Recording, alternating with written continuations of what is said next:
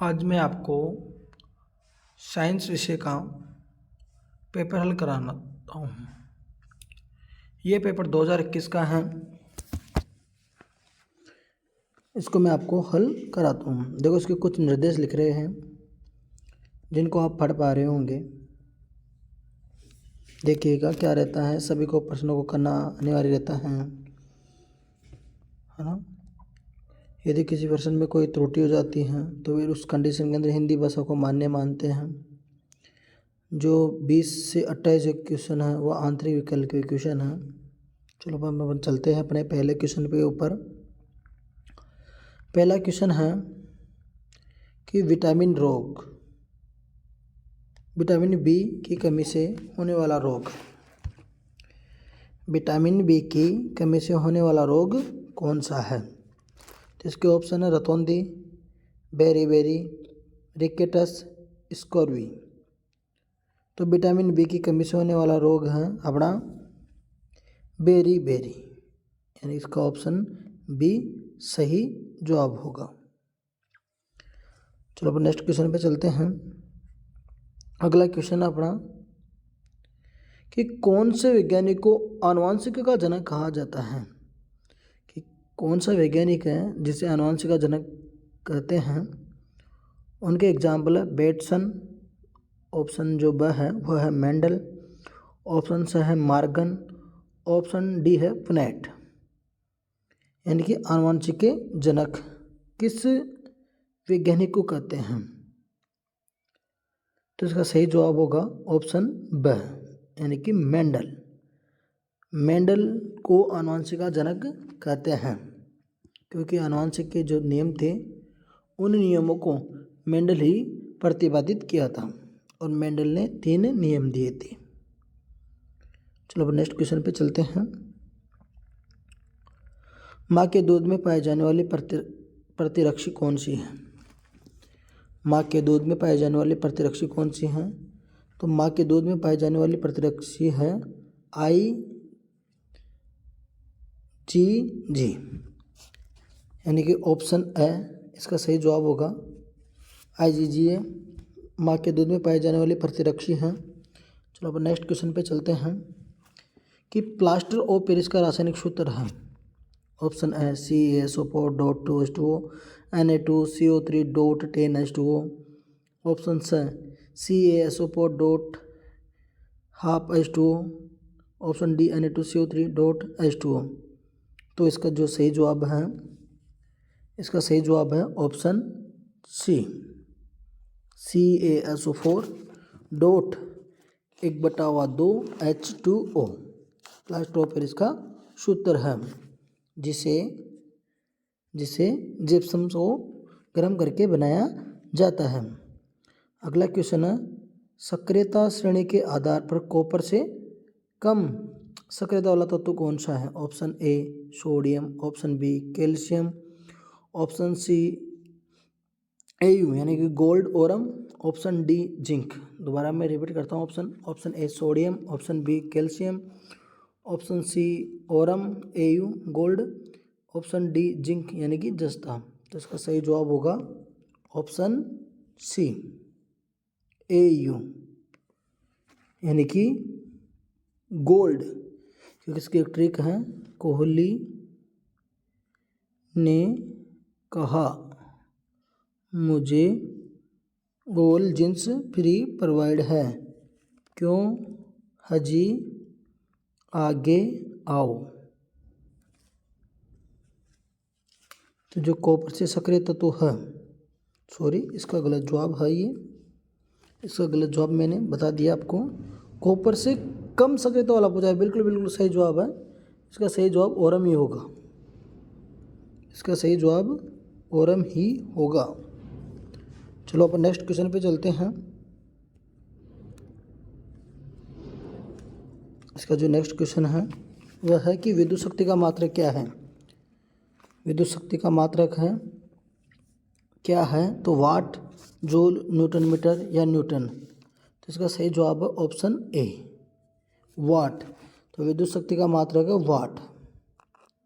जो option A है वाट, ये क्वेश्चन नंबर 6 यानी कि विद्युत शक्ति का जो मात्रक है वो क्या है, वाट, उसका सही जवाब है। नेक्स्ट क्वेश्चन पे अपन चलते हैं। नेक्स्ट क्वेश्चन है अपना, निम्नलिखित में से कौन सा नवकरणीय संसाधन है, यानी कि जिसको अपन दोबारा बना सकते हैं, बार बार बना सकते हैं, जिसकी कमी नहीं होने वाली है। ऑप्शन ए सौर ऊर्जा, ऑप्शन बी कोयला, प्राकृतिक गैस, सी वाला ऑप्शन था डी पेट्रोलियम। तो हमें पता है कि कोयला, प्राकृतिक गैस और पेट्रोल समय के अनुसार समाप्त हो जाए। नेक्स्ट क्वेश्चन अपना कि एड्स रोधी गुण किस में पाए जाते हैं।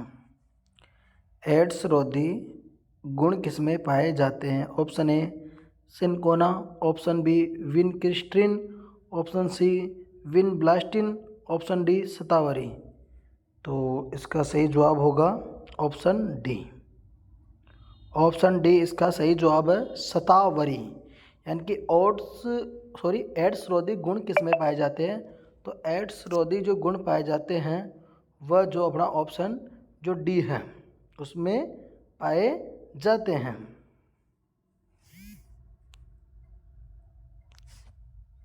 नेक्स्ट क्वेश्चन पे अपन चलते हैं। एक संकर संकरण में F2PD में का जो लक्षण प्रारूप का जो अनुपात है वह क्या है। Option A 3:1, option B 1:3, option C 2:1, option D 1:2। तो इसका सही जवाब होगा ऑप्शन ए 3:1। 3:1 इसका सही जवाब है। यानी कि एक संकर संकरण में F2PD का जो लक्षण प्रारूप अनुपात है वह क्या होता है, 3:1 होता है। चलो अपन नेक्स्ट क्वेश्चन पे चलते हैं। अपन देख पा रहे हैं अगला क्वेश्चन क्या है। अगला क्वेश्चन है कि 50 केजी द्रव्यमान के एक पिंड पर 100 न्यूटन बल लगाने पर वह 20 मीटर की दूरी बल की दिशा में तय करता है तो कार्य होगा। यानी कि 50 केजी द्रव्यमान का कोई पिंड है, यानी कि मान लेते कोई वस्तु है, कोई पिंड है जिसका जो वजन है वह है 50 केजी, उसका वजन 50 केजी है, उस पर बल लगाया जा रहा है, उसके ऊपर बल लगाया जा रहा है 100, उसके ऊपर बल लगाया जा रहा है। जैसे कोई वस्तु है, कोई पिंड है जिसका वजन 50 है और उस पर 100 न्यूटन बल लगाया जा रहा है, जिससे वो यहाँ से खिसक कर 20 मीटर दूर अन्य जगह पर जा रहा है। तो पूछा जा रहा है कि ऐसा करने में कितना कार्य किया गया। तो अपन जानते हैं इसका एक फॉर्मूला, कार्य बराबर बल इंटू विस्थापन, बल इंटू विस्थापन। जो कार्य होता है अपना W बराबर क्या होता है, बल इंटू विस्थापन। यहाँ आपकी वैल्यू क्या है और S की वैल्यू क्या है। तो यहाँ बता रहा है जो बल है वो 100 लग रहा है, तो अपन लिख लेते हैं 100, और S क्या है, दूरी, यानी कि कितनी दूर हो गया, वो है 20, तो अपन 20 लिख देते हैं। तो जब अपन 20 को 100 से गुणा करते हैं तो बराबर में क्या मिलता है, 2000। तो अपन देखते हैं ऐसा ऑप्शन कौन सा है। इसका ऑप्शन ए में देखते 2000 ही देखने को मिल रहा है, तो इसका सही जवाब होगा 2000। यानी कि 50 केजी द्रव्यमान के पिंड पर 100 न्यूटन बल लगाते हैं और वो 20 मीटर दूरी पर जाता है, तो उस पर जो कार्य किया गया है वह है 2000 जूल, क्योंकि जूल कार्य का मात्रक होता है। चलते अपन नेक्स्ट क्वेश्चन पर, देखते हैं क्या क्वेश्चन है कि नाइट्रोजन व हाइड्रोजन की अभिक्रिया से अमोनिया प्राप्त करने के प्रक्रम में प्रयुक्त उत्प्रेरक का नाम लिखिए। तो जब अपन नाइट्रोजन की क्रिया, जब अपन नाइट्रोजन की क्रिया N2 की क्रिया H2 से करवाते हैं और इसमें अमोनिया बनता है, तो इस अभिक्रिया में यहाँ पर किस उत्प्रेरक को काम में लेते हैं। तो इसका सही जवाब होगा Fe, इसका सही जवाब होगा Fe, यानी कि आयरन। आयरन वह उत्प्रेरक है जिसकी उपस्थिति में नाइट्रोजन हाइड्रोजन आपस में क्रिया कर कर अमोनिया बनाते हैं। तो वो जो उत्प्रेरक है उसका नाम क्या है? Fe, यानी कि आयरन। चलो अपन एक बार क्वेश्चन पत्र को देख लेते हैं कि क्या क्या क्वेश्चन रहेंगे। जैसे 1 किलोवाट घंटा का मान जूल में लिखिए, गिर राष्ट्रीय उद्यान किस राज्य में स्थित है, लाह कीट का वैज्ञानिक नाम लिखिए, भारत में किस घाट पर एशियाई हाथी पाए जाते हैं, कार्बन के पूर्ण दहन पर प्राप्त गैस का रासायनिक सूत्र लिखिए, चरक शब्द का क्या अर्थ है। फिर इसके बाद अपन खालिस्तान देखेंगे कि रिक्त स्थानों की पूर्ति कर उत्तर पुस्तिका में लिखना है। फिर खंड ब देखेंगे। इस तरह से इसमें काफ़ी क्वेश्चन है जो बोर्ड परीक्षा में आए हुए हैं। चलो अपन इसका एक एक बारी बारी से सोल्व करते हैं। अब खंड ब स्टार्ट। खंड ए खत्म होने के बाद खंड ए स्टार्ट हो गया है।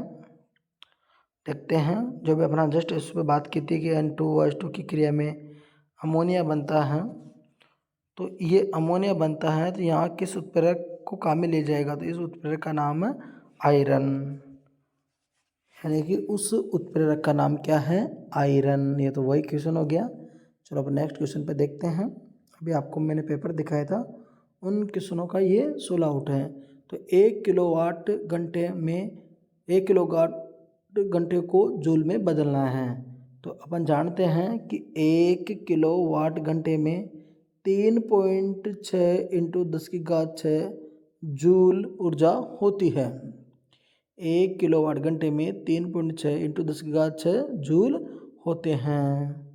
चलो नेक्स्ट क्वेश्चन पे चलते हैं। नेक्स्ट क्वेश्चन है अपना कि गिर राष्ट्रीय उद्यान किस राज्य में स्थित है? कि गिर राष्ट्रीय उद्यान किस राज्य में स्थित है? तो इसका सही जवाब होगा गुजरात। तो गुजरात वह जगह है जहाँ पर गिर राष्ट्रीय उद्यान को बनाया गया है। नेक्स्ट क्वेश्चन पे चलते हैं। लाख कीट का वैज्ञानिक नाम क्या है? तो लाख कीट का वैज्ञानिक नाम है टेकार्डिया लेखा। टेकार्डिया लेखा, यह है लाख कीट के कीड़े का नाम। भारत के किस घाट पर एशियाई हाथी पाए जाते हैं?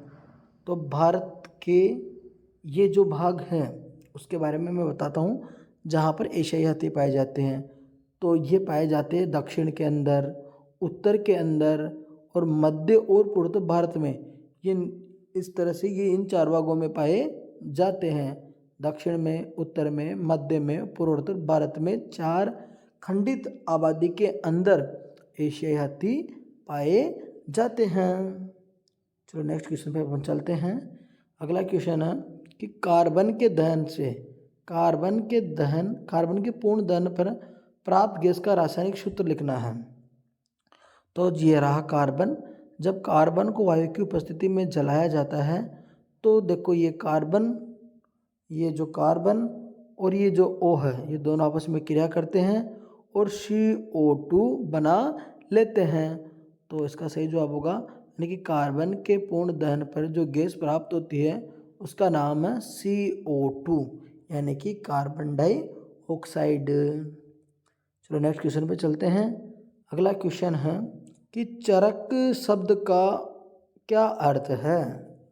चरक शब्द का क्या अर्थ है? तो चरक शब्द का अर्थ होता है चलना। चरक शब्द का अर्थ होता है चलना। इसके बाद अपन नेक्स्ट क्वेश्चन पे चलते हैं। अब रिक्त स्थान आ चुके हैं। अपन देख पा रहे हैं इसमें अपन से पूछा है कि जो गाजर है वो पादप के कौन से भाग से प्राप्त होती है? यानी कि गाजर को अपन फल के रूप में चुन लेते हैं, एक तरह से उसको अपन खाते हैं। तो पादप का कौन सा भाग है वह? तो वह पादप का है जड़ वाला भाग। पादप के वह जड़ वाला भाग है। नेक्स्ट खालिस्तान पे चलते हैं अपन कि पृथ्वी पर पाए जाने वाला सर्वाधिक तत्व कौन सा है? तो पृथ्वी की जो सतह है, पृथ्वी की सतह के ऊपर जो सर्वाधिक पाया जाता है वह तत्व है ऑक्सीजन। ये पृथ्वी की ऊपर वाली सतह की बात चल रही है। तो अब जो पृथ्वी की ऊपरी सतह है वहाँ पर सर्वाधिक मात्रा में पाई जाती है oxygen. Next question, sir C V Raman को नोबेल पुरस्कार, सर सी वी रमन को नोबेल पुरस्कार कौन से वर्ष में दिया गया? तो सर सी वी रमन को जो नोबेल पुरस्कार दिया गया वो दिया गया 1930 में। चलो खंड ब में चलते हैं अपन। अब है सुमिलित कीजिए, यानी इनका अपन को मैच करवाना है। तो पूछा है, कॉलम ए दे दिया अपन को, कॉलम बी दे दिया है।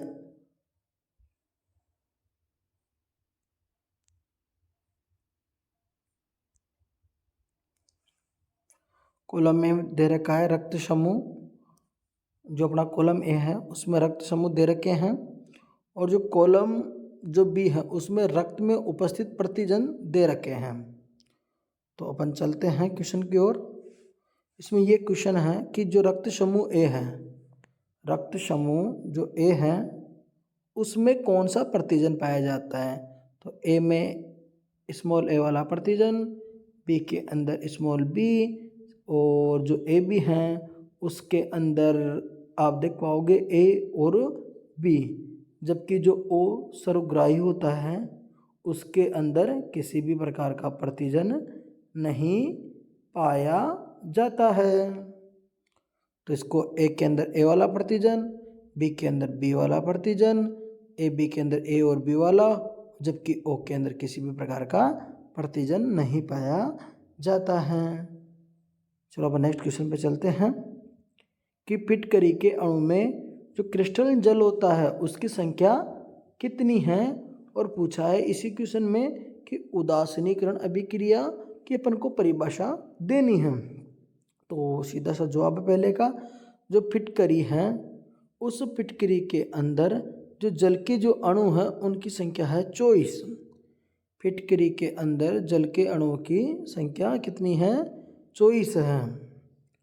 उदासीनीकरण की परिभाषा, तो जब अम्ल होगा उस अम्ल की क्रिया जब अपन क्षार से करा देंगे, यानी कि अम्ल की क्रिया जब अपन क्षार से करा देंगे तो क्या बनता है? लवण बनता है। और बनता है जब अपन अम्लों की क्रिया क्षारों से करवा देंगे, यानी कि अम्लों की क्रिया जब क्षारों से करा दी जाती है तो जो अभिक्रिया होती है उस अभिक्रिया को बोलते हैं उदासीनीकरण अभिक्रिया। अम्लों की क्रिया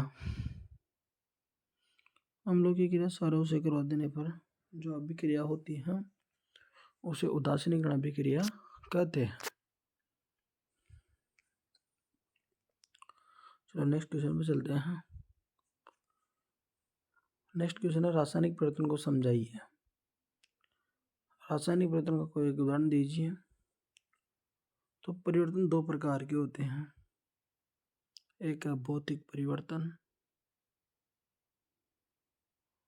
और एक है रासायनिक परिवर्तन। रासायनिक परिवर्तन, भौतिक परिवर्तन दोनों दिशाओं में होने वाला एक प्रक्रम है। भौतिक प्रक्रम दोनों दिशाओं में होता है, जबकि रासायनिक परिवर्तन एक दिशा में होता है। अर्थात एक बार कोई वस्तु का निर्माण हो जाता है तो दोबारा उसे वापस नहीं बना सकते हैं। जैसे दूध से अपन दही बना लेते हैं, जैसे दूध से यदि दही बन जाता है दोबारा कभी दही से दूध नहीं बना सकते हैं। ऐसे यदि आटे से रोटी बना दी जाए तो रोटी से दोबारा आटा नहीं बना सकते हैं। तो वह प्रक्रम जो एक ही दिशा में होता है, वह प्रक्रम जो एक ही दिशा में होता है उसे अपन बोल सकते हैं रासायनिक परिवर्तन।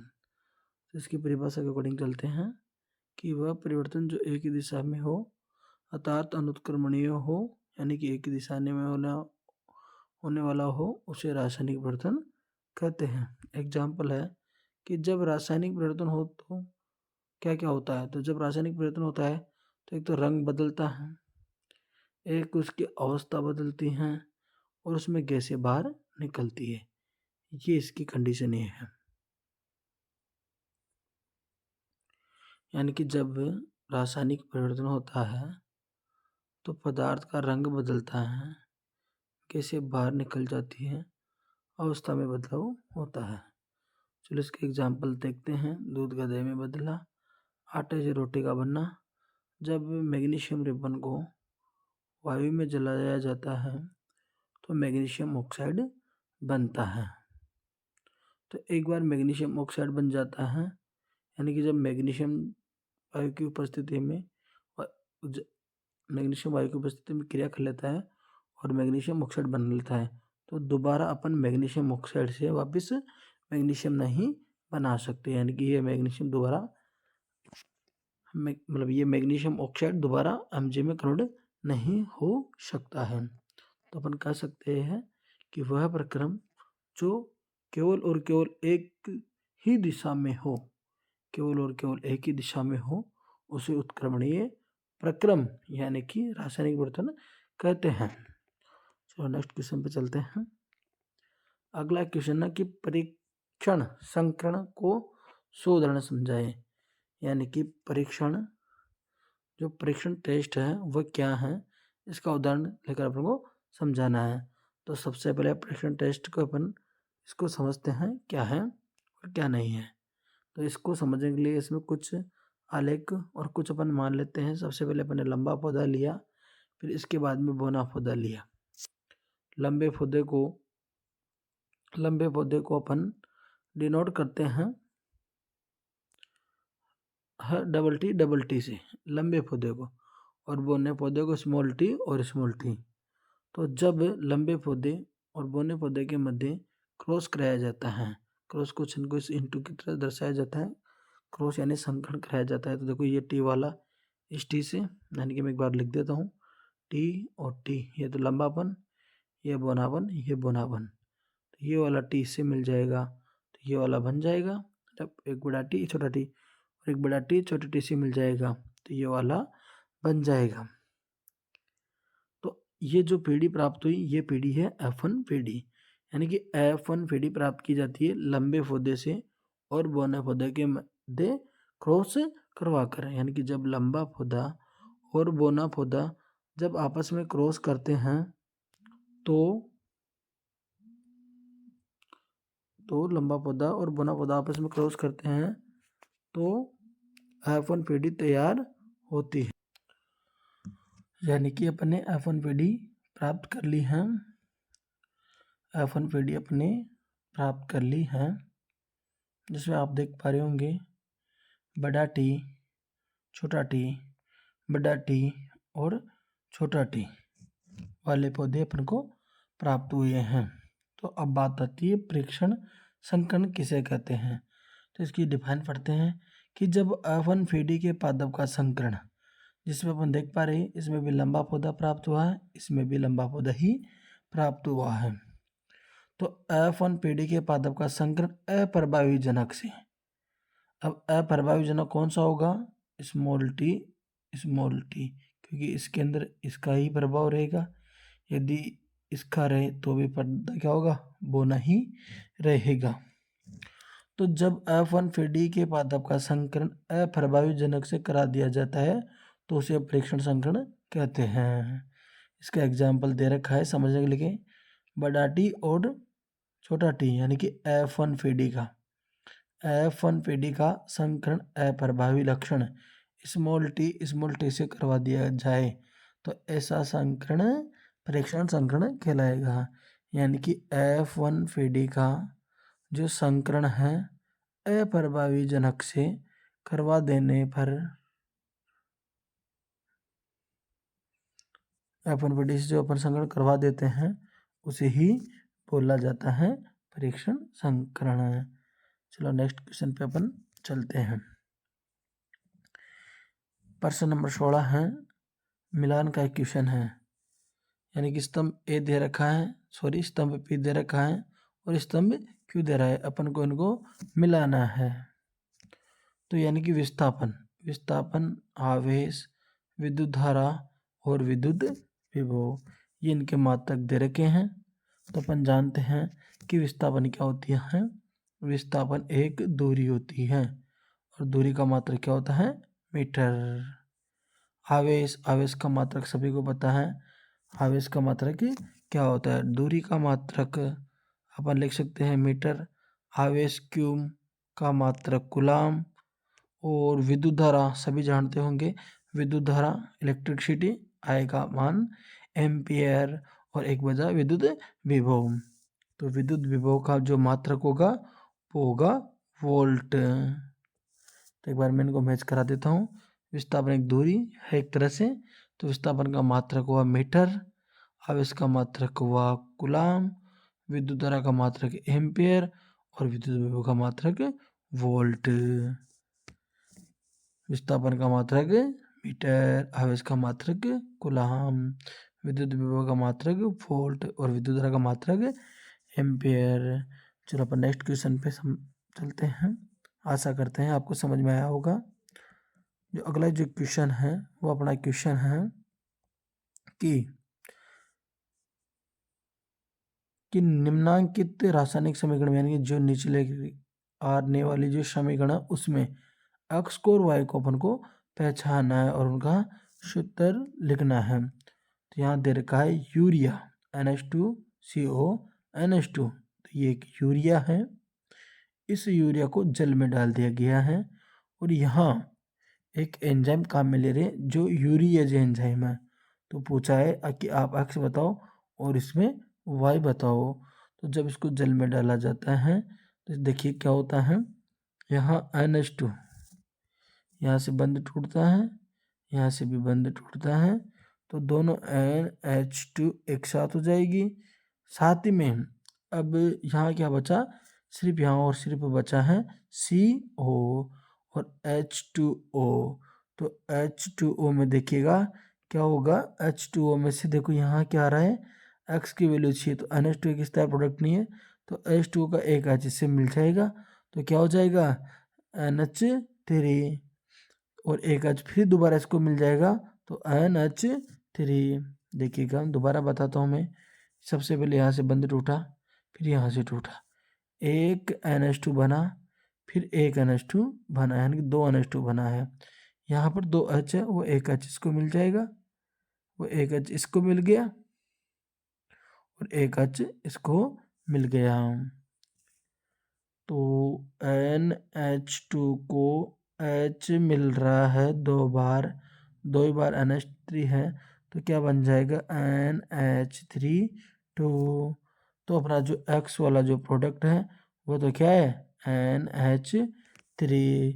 अब चलती है Y की बारी। तो देखिएगा यहाँ क्या बचा CO और यहाँ पर क्या बचा O। तो ये O इसमें मिल जाएगा तो क्या बनेगा CO2। तो जो अपना Y वाला जो प्रोडक्ट है उसका नाम क्या है CO2। X जो प्रोडक्ट है वह है अपना अमोनिया है और Y जो प्रोडक्ट होगा वह CO2 होगा। चलो नेक्स्ट क्वेश्चन पे चलते हैं।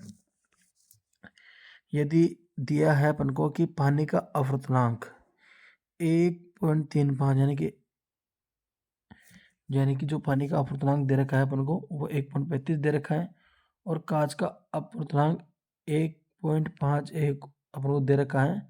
तो पानी के सापेक्ष कांच का अपवर्तनांक अपन को ज्ञात करना है। तो देखो इसमें लिख रखा है अपवर्तनांक, यहाँ वैसे ले लिया है W 1.33, UG यानी ग्लास, W यानी वाटर, G यानी ग्लास यानी कांच ले रखा है। तो इसका मान दे रखा है पहले से ही 1.33 और UG यानी ग्लास के लिए 1.51 यानी कि 1.51।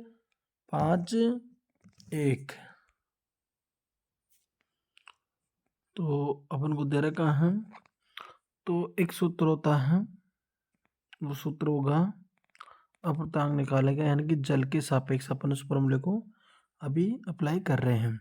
तो जब जल के सापेक्ष पूछे जाए तो जिसके सापेक्ष पूछते हैं यानी कि जल के सापेक्ष पूछा जा रहा है उसको अपन नीचे लिखेंगे। तो देखो VW, तो जिसको जल के सापेक्ष पूछा जा रहा था तो जल का जो मान था यानी कि वाटर का जो देखो दे रखा है पानी का मान 1.35, तो यहाँ लिख दिया 1.35 5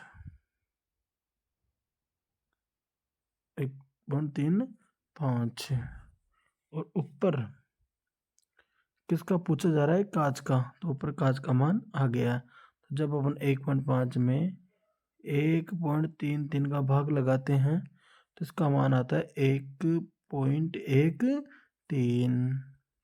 इसी प्रकार जब कांच के सापेक्ष, जिसके सापेक्ष पूछे उसको नीचे लिखना रहता है। तो कांच का मान कितना दे रखा है? 1.51। तो 1.5 एक अपन ले लेंगे और किसका पूछा है? पानी का। उस पानी को अपन ऊपर रख देंगे। तो 1.33 के अंदर अपन को भाग लगाना है 1.51 का। तो जब इसका भाग, इस संख्या का भाग इसमें लगाते हैं तो इसका मान आता है 0.89। चलो नेक्स्ट क्वेश्चन पे चलते हैं।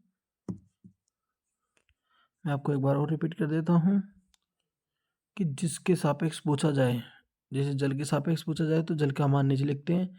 यहाँ कांच के सापेक्ष पूछा जाए तो कांच का मान नीचे लिखते हैं और जिसका निकालेंगे उसको ऊपर रखेंगे। यहाँ जल का है तो जल को ऊपर रख दिया, यहाँ कांच है तो कांच का मान ऊपर रख दिया। इस तरह से अपवर्तनांक ज्ञात किया जाता है। चलो नेक्स्ट क्वेश्चन पे चलते हैं।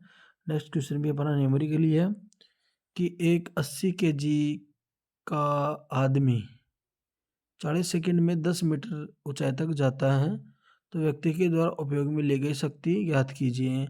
और यहाँ जी का मान दे रखा है। तो कोई व्यक्ति है जिसका जो वेट है, जिसका जो भार है एम कितना है, उसका मान है 80 kg। तो अपन को उसकी शक्ति पूछ रहा है। तो हम जानते हैं एक फॉर्मूला आता है कि कार्य बराबर बल इंटू विस्थापन, और बल को भी अपन बदल सकते हैं द्रव्यमान इंटू त्वरण। तो देखो यहाँ लिख रखा है F बराबर एम ए। यहाँ त्वरण है, त्वरण मतलब ए, यानी कि वेग में परिवर्तन की दर है। तो यहाँ वेग कौन बदल रहा है? यहाँ वेग बदल रहा है जी, गुरुत्वीय त्वरण। तो यहाँ पर F बराबर जो एम में होता है उस फॉर्मूले में ए की जगह क्या लिखेंगे? जी लिखेंगे।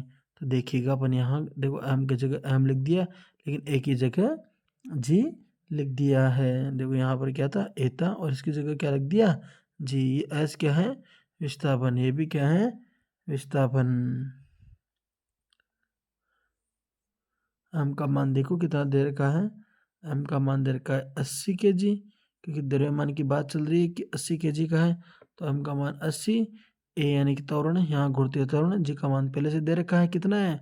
10। और सेकंड, सेकंड कितना है? सॉरी सेकंड नहीं, ये विस्थापन है। विस्थापन दे रखा है 10 मीटर, तो 10। तो अपन को कार्य का पता चल गया। कार्य बराबर 80 10 इंटू 10 यानी कि 8000। प्रश्न में कार्य नहीं पूछा गया है, प्रश्न में शक्ति पूछा गया है। तो शक्ति का सूत्र होता है P बराबर W बटा टी।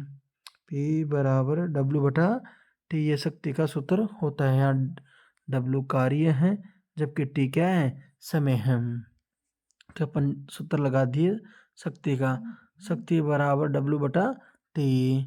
तो यहाँ W का मान अपन इस वाले को ही यूज कर लेंगे। तो W का मान देखिए अपन यहाँ पे 80 रख दिया है, यहाँ से 10 रख दिया है, यहाँ से 10 रख दिया। समय पहले से ही दे रखा है 40 सेकंड, ये 40, तो ये 0 से 0 कैंसिल, 4 से इसको काट दिया तो यहाँ 2, तो यहाँ तो बच गई सिर्फ और सिर्फ 2, और वो 10 का 0 और यहाँ 0, तो कितना आ गया? 200। सॉरी ये 0 से 0 कट गया, यहाँ हाँ 2, तो यहाँ सिर्फ और सिर्फ क्या आएगा? 200। तो जो शक्ति का जो मान है P बराबर जो शक्ति है वो कितनी है? 200 वाट। मैं दोबारा रिपीट कर देता हूँ। अपने सबसे पहले तो क्या किया? सबसे पहले अपने W की वैल्यू ज्ञात कर ली। जो W की वैल्यू ज्ञात करने के लिए अपने कार्य बराबर बल इंटू विस्थापन का फॉर्मूला लगा दिया है, जिससे अपन को कार्य मिल गया है। आगे अपने शक्ति का सूत्र लग गया है P बराबर W बटा टी होता है। यहाँ W का मान यहाँ से रख देंगे तो कितना आ जाएगा? 8 0 10 10 OT यानी समय, समय का मान कितना है? 40। तो 0 से 0 कैंसिल, 4 कम 4, 4 दूनी 8, 2 आ जाएगा। 2 को 100 से गुणा कर दे देंगे तो 200 वाट। चलो अपन आगे चलते हैं। नेक्स्ट क्वेश्चन पे क्या रहता है, नेक्स्ट क्वेश्चन अपना खंड श। अब थोड़े क्वेश्चन बड़े आना शुरू होंगे।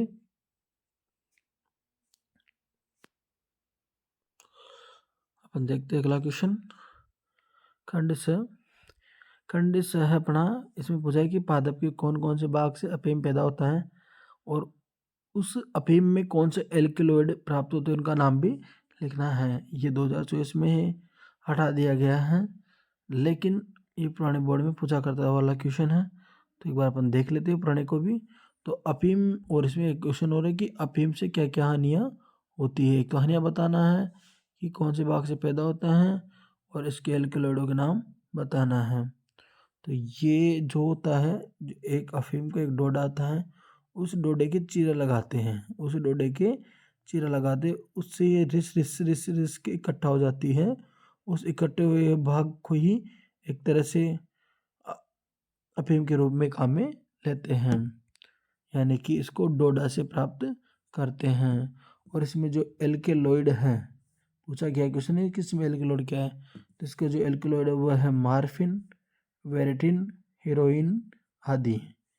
यानी कि जो अफीम है उसमें जो एल्केलॉइड प्राप्त होते हैं उन एल्केलॉइड का नाम है मार्फिन, वेरेटिन और हीरोइन। चलो इसका तीसरा पार्ट देखते हैं, यानी कि अफीम के उपयोग से होने वाली दो हानियाँ। तो इसकी कई हानियाँ होती हैं, उनमें से कोई दो हानियाँ, एक तो सोने में कठिनाई, यानी कि इस जिस व्यक्ति को अफीम खाने की आदत लग जाती है उसको नींद पर्याप्त मात्रा में नहीं आ पाती है।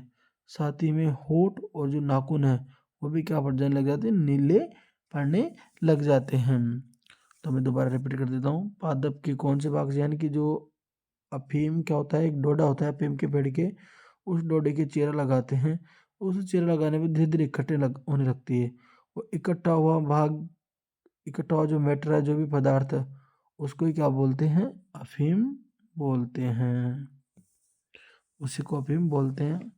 अब इसका एक और उपयोगिता कि इसका उपयोग क्या होता है, तो इसको काशी के लिए और दर्द निवारक के लिए, यानी कि काशी के लिए और दर्द निवारक के लिए हम इसका उपयोग करते हैं। चलो अब नेक्स्ट क्वेश्चन पे चलते हैं कि अगला क्वेश्चन क्या है। अगला क्वेश्चन है कि राजस्थान में प्रचलित जल संचयन की 4 स्वदेशी पद्धतियों को अपन को लिखना है। यानी कि राजस्थान के अंदर जो जल को इकट्ठा करते थे उनकी 3 पद्धतियाँ कौन कौन सी हैं, तो उनकी पद्धतियों का नाम अपन को बताना है। तो है कई अपने 4 से ज़्यादा लिख दिया। तालाब हैं, जैसे तालाब बना दिया जाता था, उसमें पानी इकट्ठा करते थे जो साल भर लगभग चलता रहता था। बावड़ी, छोटे कुएं से थोड़ी बड़ी बावड़ी बना देते हैं, कई बार जिनकी सीढ़ियाँ भी होती हैं। टांका, पानी का टांका होता था। जोड़, टोबास, बावड़ी बता दिया। कुंड, नाडी, नदी। तालाब बनाते हैं, बावड़ी बनाते हैं, टांका बनाते हैं, कुंड बनाते हैं, जोड़ बनाते हैं, नाडी बनाते हैं, टोबास बनाते हैं, नदी बनाते हैं। ये सभी राजस्थान में प्रचलित, यानी कि अभी भी चल रही है और पहले भी थी। वह सभी जल को संचयन यानी इकट्ठा करने की स्वदेशी, यानी कि अपने देश के द्वारा अपनाई गई पद्धतियाँ, यानी कि एक तरह से सिस्टम है। आशा करता हूँ आपको समझ में आ रहा होगा। नेक्स्ट क्वेश्चन, मानव के उत्सर्जन तंत्र का नामांकित चित्र बनाना है। 3 विभिन्न प्रकार के नाइट्रोजनी, एक तो है मानव के उत्सर्जन तंत्र का नामांकित चित्र बनाना है अपन को। एक दूसरा क्वेश्चन है कि विभिन्न प्रकार के नाइट्रोजनी अपशिष्ट को उदाहरण से अपन को समझाना है। तो अपन देख पा रहे होंगे ये है अपना मानव का उत्सर्जन तंत्र। तो आप देख पा रहे होंगे इसमें क्या है, इसमें देखिएगा ये तो है जो मूत्र मार्ग है, ये यहाँ पर जो भाग है यहाँ पे मूत्राकर इकट्ठा होता है। ये हमारे वक्र है, ये 2 ये वक्र है।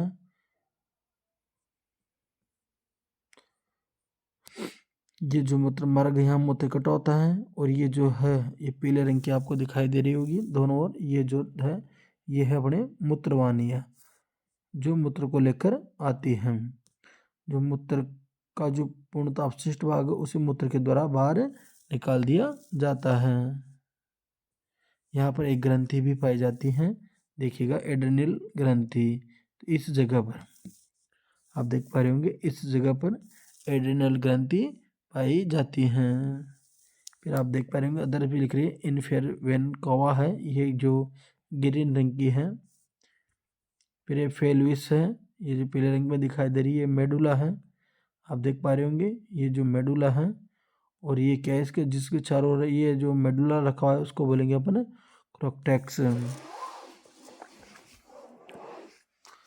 और इसमें साथ में आप देख सकते हो एड्रिनल ग्रंथि, वक्रीय धमनियाँ हैं, ये रेड वाली बता रखे हैं, ये वक्रीय शिरा है, पृष्ठीय महाधमनी है, ये मूत्रवाहिनी है आदि इसके आवश्यक अंग है।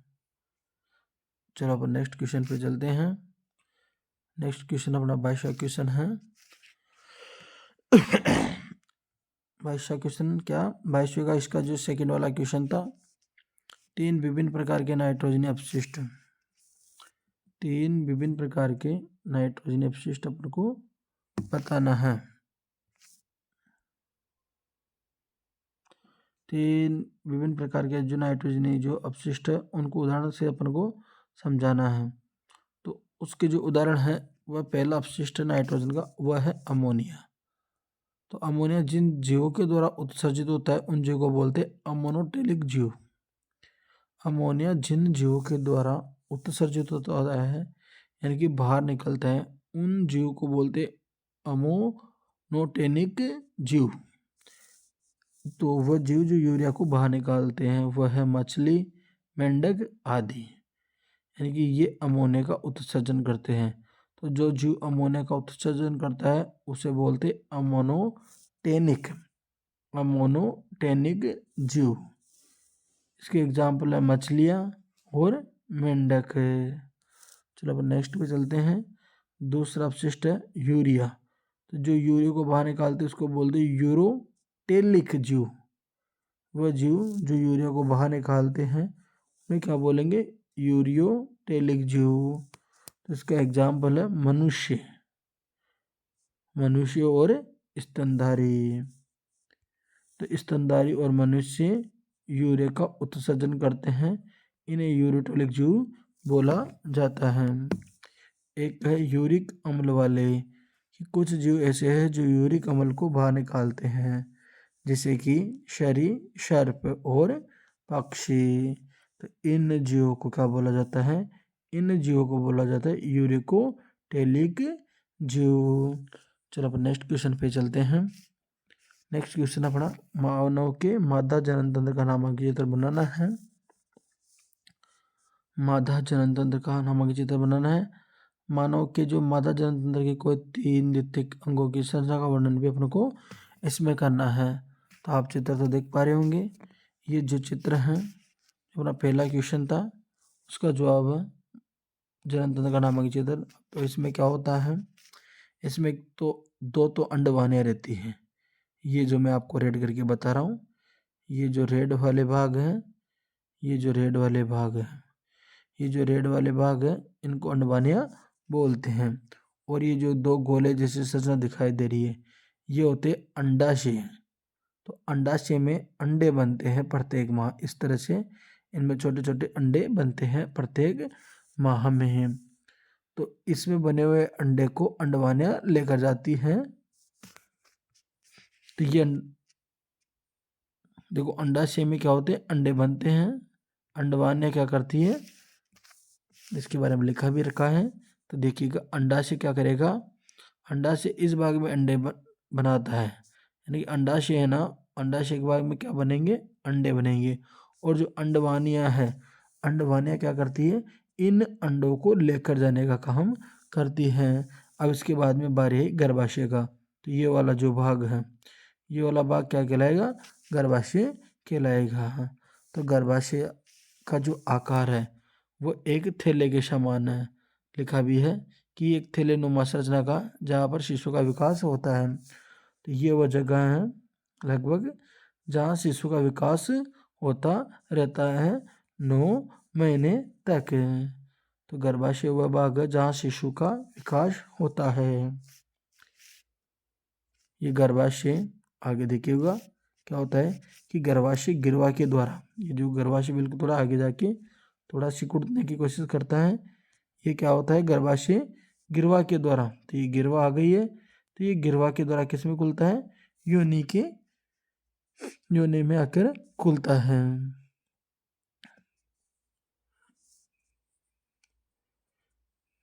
योनि भी एक मादा जनन तंत्र का भाग है। चलो नेक्स्ट क्वेश्चन पे चलते हैं। नेक्स्ट क्वेश्चन है अपना HCl का संयुग्म क्षार है। तो अपन देख पा रहे हैं HCl का संयुग्म क्षार में तो जो H देते हैं वो तो एक तरह से क्या होते हैं, H+ यानी कि जो प्रोटॉन देते हैं, H+ एक तरह से प्रोटॉन, यानी कि जो प्रोटॉन देते हैं या H+ देते हैं वो तो क्या होंगे, अम्ल होंगे। तो साथ ही अम्ल या फिर जो प्रोटॉन दान करते हैं उनमें प्लस आवेश होगा, तो ये हमेशा इलेक्ट्रॉन को क्या करेंगे, बाहर निकालते हैं, जबकि जो क्षार होते हैं वो इलेक्ट्रॉनों को लेते हैं। तो यहाँ पर जो संयुग्म क्षार है वो क्या है, Cl है। HCl के अंदर H+ में बदलता है, जबकि Cl- में बदलता है। तो जो इलेक्ट्रॉन लेगा वो क्या कहलाएगा, क्षार कहलाएगा। तो ये यहाँ पर संयुग्म क्षार कौन सा है, Cl- है। आगे अपन देखते हैं 6 का दूसरा क्वेश्चन, यानी कि विरंजक चूर्ण के अपन को 3 उपयोग बताना है। किसके क्या 3 उपयोग है, तो पहला है क्लोरीन गैस बनाने में, दूसरा है जो जल होता है, यानी कि जो जल होता है उसमें छोटे छोटे सूक्ष्म जीव रहते हैं, तो उन सूक्ष्म जीव को मुक्त कर देते हैं ताकि जो जल है वो क्या हो जाए, पीने योग्य बन जाए। और एक है क्लोरोफॉर्म बनाने का काम में भी विरंजक चूर्ण आती है। तो जो क्लोरोफॉर्म का फॉर्मूला होता है वो क्या होता है, CHCl3। तो CH और Cl3 यानी कि जो क्लोरोफॉर्म होती है उसे बनाई जाती है विरंजक चूर्ण की सहायता से। विरंजक चूर्ण की सहायता से ही क्लोरोफॉर्म बनाते हैं। ये क्लोरोफॉर्म जो गैस है वो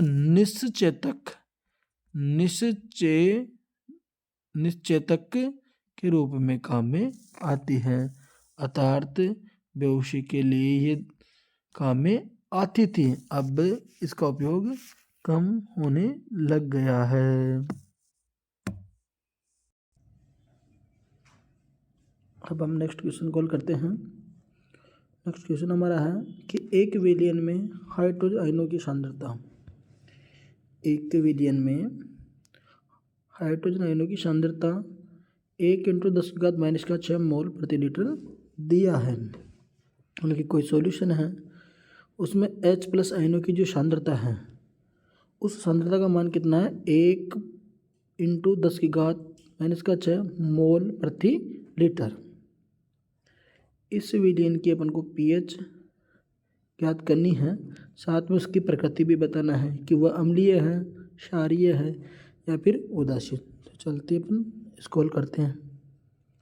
तो जो विलयन के अंदर H+ आयन है उसके बारे में लिखा गया है, तो उसका सिंबल होगा H+ आयन। तो H+ आयन हाइड्रोजन आयन होंगे। तो H+ आयन ज्ञात करने का जो सूत्र होता है, तो देखो इसमें H+ आयन का मान दे रखा है, हाइड्रोजन आयनों की सांद्रता तो कितनी है, 1 × 10⁻⁷। तो यहाँ पे क्वेश्चन में अपने -6 कर रखा है, यहाँ 7 कर लेना। तो H+ जो आयन है उसका मान है 1 × 10⁻⁷ मोल लीटर इनवर्स। तो pH ज्ञात करने का सूत्र है, pH बराबर माइनस का log 10 और H+। तो यहाँ माइनस का चिन्ह ऐसे कैसे आ गया, log की जगह log आ गया। H+ का मान दे ही रखा है पहले से, 1 × 10⁻⁷ को अपन यहाँ रख दिया है। फिर क्या होती है, जो घातें होती है उस घातों को अपन आगे ले जा सकते हैं। तो ये अपन -7 को आगे लिया है, ये माइनस का चिन्ह, ये वाला माइनस का चिन्ह पहले था ऐसे ही, तो ये -7 यहाँ से आगे ऐसा नियम है। और यहाँ रह गया log 10 और 10, तो ये माइनस और माइनस तो क्या हो गया प्लस, और log 10 का मान कितना होता है 1, तो 1 को जब अपन 7 से गुणा करते हैं तो कितना आ जाएगा, 7 आ जाएगा। मैं दोबारा आप कॉल करके बताता हूँ।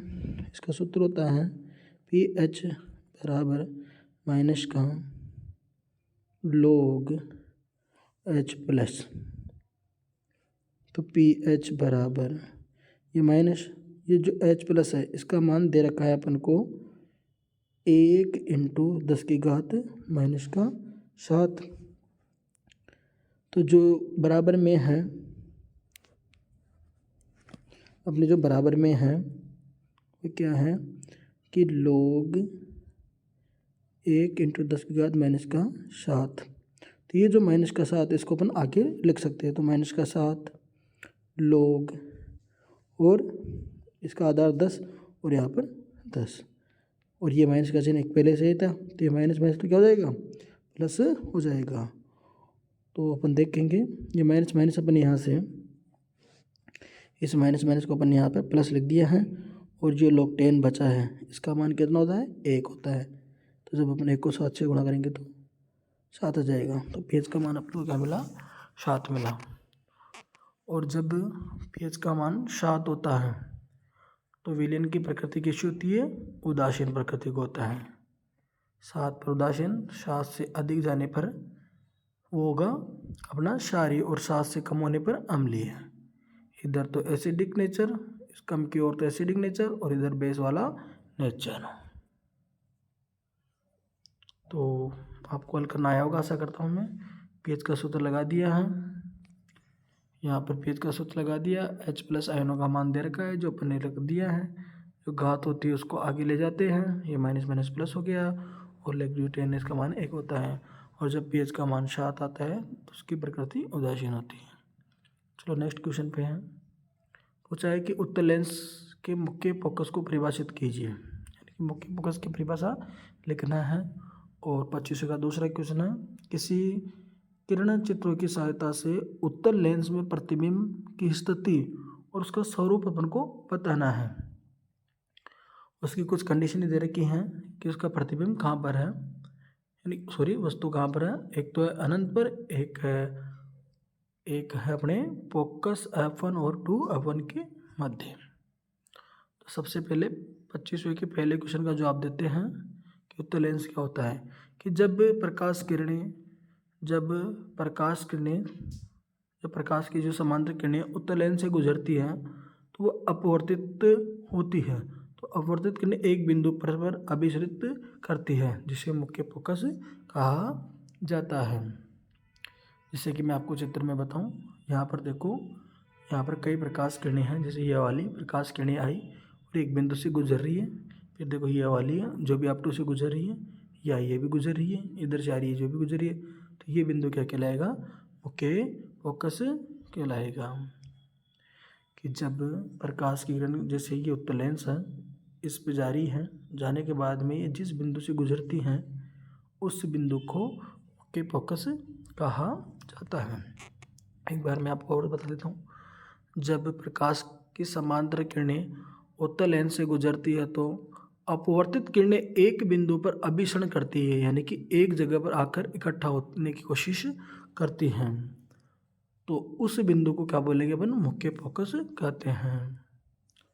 चलो इसकी जो कंडीशनें हैं, एक तो अनंत की, और एक जब फोकस F1 और 2 F1 के मध्य हो। तो यहाँ अनंत के लिए इसका डायग्राम बनाया गया है, देखिएगा। ये उत्तल लेंस है। उत्तल लेंस में क्या होता है, जो लेंस होता है वो क्या होता है, किनारों पे पतला होता है। देख पा रहे होंगे आप, इसके किनारे देखो, बिल्कुल ये रहे किनारे, ये बिल्कुल पतले। जबकि इसका मध्य का जो भाग है, आप देख पा रहे होंगे, इसका जो मध्य का भाग है वह क्या है, थोड़ा मोटा है। तो यहाँ पर कोई वस्तु है जो क्या है, अनंत पर रखी हुई है। अब अनंत से प्रकाश किरणें आ रही है, लेंस में आई, इसके बाद में इसका यहाँ से ये मुड़ी, अपवर्तन हुआ, फिर ऐसे कहीं किरणें आ रही, कम से कम अपन को 2 किरणें तो भेजना ही पड़ता है। तो दूसरी किरण आई, इसी तरह से कोई तीसरी किरण आई, चौथी किरण आई। तो आप देख पा रहे होंगे सारी किरणें F2 बिंदु पर आकर मिली हैं। तो इस F2 बिंदु पर ही प्रतिबिंब का निर्माण हुआ है। तो इसका जो प्रकृति होगी ये वास्तविक होगा। वास्तविक होते जो उल्टे बनते हैं, ये लगभग छोटा है, बिंदुवत, बहुत छोटा यानी कि बिंदु के आकार का, बिंदुवत। इसका आकार वो कैसा है, बिंदुवत। इसका आकार बिल्कुल बिंदुवत है। F2 पर बना है, बहुत छोटा बना है।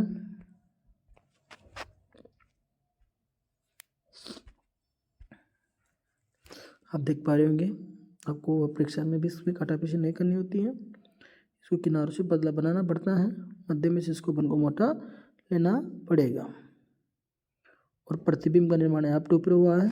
यहाँ कोई दूरी के अंदर रखी थी वस्तु रखी हुई थी, उस वस्तु का बिल्कुल छोटा प्रतिबिंब F2 पर बना है। चलो अगली कंडीशन देखते हैं कि जब वस्तु फोकस F1 और 2 के बीच में हो, यानी कि जो अपनी वस्तु है, अपनी जो वस्तु है वह F1 और 2 के मध्य रखी हुई हो, उस समय प्रतिबिंब कहाँ बनेगा।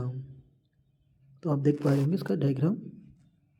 इसमें देखिएगा वस्तु को, ये वस्तु जो AB है उसको यहाँ 2F1 है, यहाँ 2F1 है और इस जगह पर F1 है, इसके मध्य रखा गया है। तो एक को तो मुख्य अक्ष के समांतर भेजना है जो F2 से गुजर जाएगी, एक को प्रकाशीय केंद्र O से भेजना है, जहाँ पर दोनों किरणें मिलती हैं वहाँ पर बिंब का निर्माण होता है। तो आप देख पा रहे होंगे बिंब कहाँ बना है, 2F1 से परे बना है। तो जो प्रतिबिंब बना है वो बना है 2F1 से परे, यानी कि 2F1 परे से दूर बना है। और आप देख पा रहे होंगे ये बिल्कुल छोटा है, जबकि जो प्रतिबिंब बना है, जो प्रतिबिंब बना है A डैश B डैश, वो क्या है, बड़ा बना है।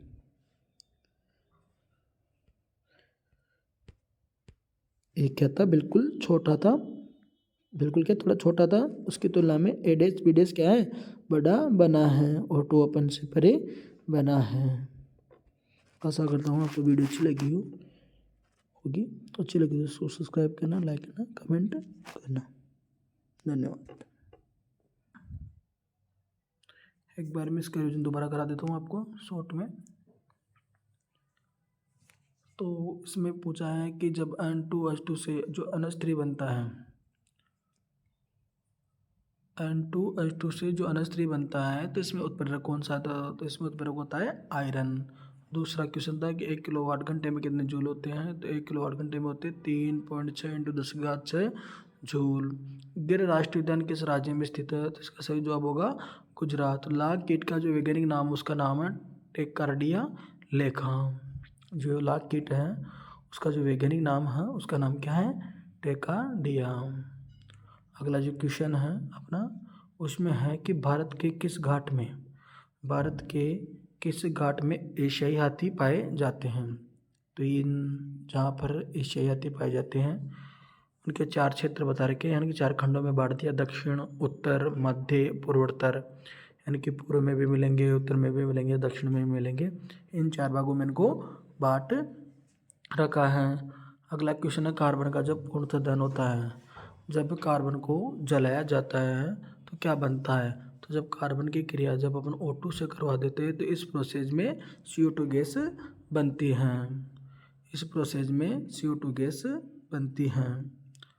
अगला क्वेश्चन है कि चरक का क्या अर्थ है, चरक जो शब्द है उसका क्या अर्थ है, तो चरक का अर्थ होता है जलना। इसके बाद अपन देखेंगे खालिस्तान कि गाजर पादप के कौन से भाग से प्राप्त होती है, तो गाजर पादप के जड़ से प्राप्त होती हैं। पृथ्वी पर पाया जाने वाला सर्वाधिक तत्व है ऑक्सीजन। तो ऑक्सीजन वह तत्व है जो पृथ्वी की सतह के ऊपर पाया जाने वाला सर्वाधिक मात्रा का तत्व है। अगला क्वेश्चन है सर CV रमन को नोबेल पुरस्कार कौन से वर्ष दिया गया, तो CV रमन को जो नोबेल पुरस्कार दिया गया था वो 1930 में दिया गया था। अगला क्वेश्चन है मिलान करना है अपन को। मिलान में क्या है कि एक तरफ रक्त समूह का है, एक उसमें कौन सा प्रतिचिह्न उपस्थित नहीं है, तो इसमें जो A होता है उसमें स्मॉल a वाला, जो B होता है उसमें स्मॉल b वाला, और जो AB होता है उसमें A व B दोनों होते हैं, जबकि ओ सर्वग्राही होता है। इस सर्वग्राही के अंदर तो ओ जो ग्राही है वह जो ओ ग्राही है वो जो दाता है वो दाता क्या करता है, सभी को अपना ब्लड दे सकता है। सभी को अपना ब्लड, जो ओ रक्त समूह वाला जो होता है वो सभी को अपना ब्लड दे सकता है और इसमें किसी विशेष प्रकार की प्रतिजन नहीं होती है। यदि अपन इनको मैच कराए तो एक के अंदर स्मॉल ए, बी के अंदर स्मॉल बी, ए बी के अंदर स्मॉल ए और बी, और ओ के अंदर किसी भी प्रकार का प्रतिजन नहीं होता है। चलो अपन नेक्स्ट क्वेश्चन पे चलते हैं। कैन की फिटकरी में जल के अणु कितने होते हैं? तो फिटकरी में जल के अणु की संख्या होती है 24। इसके बाद इसमें पूछा है कि उदासीकरण की जो परिभाषा है वह क्या होगी। तो जब अम्लों की क्रिया सारों से करवा देते हैं तो इस प्रोसेस में एक तो बनता है लवण और एक बनता है जल। तो ये अभिक्रिया उदासीनीकरण अभिक्रिया कहलाती है। फॉर एग्जाम्पल जैसे NaOH जो कि एक क्षार है, इसकी क्रिया यदि अपन HCl से करवा देंगे तो यहाँ से बंध टूटता है, फिर इधर से बंध टूटेगा, ये OH और ये H तो आपस में जुड़ जाएगा और ये Cl और Na जुड़ जाएगा। तो क्या बनेगा, तीर का चिन्ह NaCl और H2O। तो ये तो बन गया लवण और ये बन गया जल। तो ऐसी अभिक्रिया जिसके अंदर लवण बने और बने जल, उस अभिक्रिया को बोलते हैं उदासीकरण अभिक्रिया। अगला क्वेश्चन पर चलते हैं कि रासायनिक परिवर्तन क्या है, इसको अपन को समझाना है। तो रासायनिक परिवर्तन वो होता है जो एक बार हो जाने के बाद फिर दोबारा नहीं कर सकते, अर्थात ये अनुत्क्रमणीय होता है, ये एक ही दिशा में होता है। आपने भी पहले आपको मैंने बता दिया, जैसे दूध का दही में बदल जाना, यानी कि एक बार दूध दही में बदल जाता है तो दोबारा दही से अपन दूध नहीं बना सकते। जैसे रोटी, यानी कि आटे से रोटी बन गई है तो रोटी से दोबारा आटा नहीं बना सकते। इसी तरह से मैग्नीशियम के रिबन को यदि अपन वायु में जलाकर मैग्नीशियम ऑक्साइड प्राप्त कर लेते हैं, यानी उसकी राख प्राप्त कर लेते हैं, तो उस राख से दोबारा अपन मैग्नीशियम प्राप्त नहीं कर सकते हैं। अगला क्वेश्चन था अपना कि परीक्षण संकरण क्या है। तो परीक्षण संकरण होता है कि इसमें अपन F1 प्राप्त करते हैं। F1 प्राप्त करने के लिए दो तो लंबे पौधे लेते हैं, दो बौने पौधे लेते हैं, उन दोनों में क्रॉस कराते हैं, जिससे F1 प्राप्त होती है। तो प्राप्त F1 का संकरण यदि अपन अप्रभावी पौधे से करवा दिया, जैसे स्मॉल टी ऐसे पौधों से करवा दिया जाए, तो उस कंडीशन को बोलते हैं परीक्षण संकरण। नेक्स्ट क्वेश्चन है अपना कि इसमें भी मिलान है कि किसका मात्रक क्या होगा। तो विस्थापन एक तरह से दूरी होती है, दूरी का मात्रक मीटर होगा, आवेश का मात्रक कूलम होता है, विद्युत धारा का मात्रक एम्पेयर होता है और विद्युत विभव का मात्रक वोल्ट होगा। नेक्स्ट क्वेश्चन पे अपन चलते हैं, यानी कि जो यूरिया है, यूरिया को जब जल में डाल रहे हैं और ये जो यूरियाज एंजाइम है यहाँ पे ये वर्क कर रहा है, तो इसमें x क्या बनेगा और y क्या बनेगा। तो इसमें x का मान तो NH3 है, जबकि y का मान क्या है, CO2, जो मैंने आपको ऊपर पहले बता दी थी। यदि अपन ने इसमें दे रखा है पानी का अपर्दनांक, तो जिसको पूछते हैं, जिसके सापेक्ष पूछते हैं उसको हमेशा नीचे लिखना पड़ता है और जिसका पूछते हैं उसको ऊपर लिखना पड़ता है। तो यहाँ VW, यानी कि देखो जल का कितना दे रखा है, तो जल का दे रखा था 1.51, सॉरी जल का नहीं था, ये कांच का था, जल का दे रखा था 1.35, तो इसको नीचे लिखेंगे और जिसका निकालना है उसको ऊपर रखेंगे। तो कांच का निकालना है तो 1.51, इस संख्या का भाग इसमें जब अपन लगाते हैं तो इसका मान आता है 1.13। इसी प्रकार कांच के सापेक्ष जल का निकालना है तो कांच को नीचे लिखेंगे और जल को ऊपर रखेंगे। तो कांच का मान दे रखा है 1.51 और जो पानी यानी कि जल है उसका दे रखा है 1.35। जब इन दोनों संख्याओं को हल करते हैं तो 0.89 इसका उत्तर आता है। इसी प्रकार अपन अगले क्वेश्चन पे चलते हैं। इसमें पूछा है अपन से शक्ति के बारे में पूछा है, तो इसको आपके बारे में मैंने बता ही दिया तभी आपको। शक्ति का सूत्र क्या होता है, कार्य करने की जो दर होती है वो शक्ति कहलाती है। तो यहाँ सूत्र लगाएंगे P बराबर W बटा T, लेकिन इस क्वेश्चन में W नहीं दे रखा है, तो सबसे पहले अपन W ज्ञात करेंगे। तो W बराबर होता है बल इंटू विस्थापन। तो यहाँ बल और इंटू विस्थापन का अपन सूत्र लगा देंगे।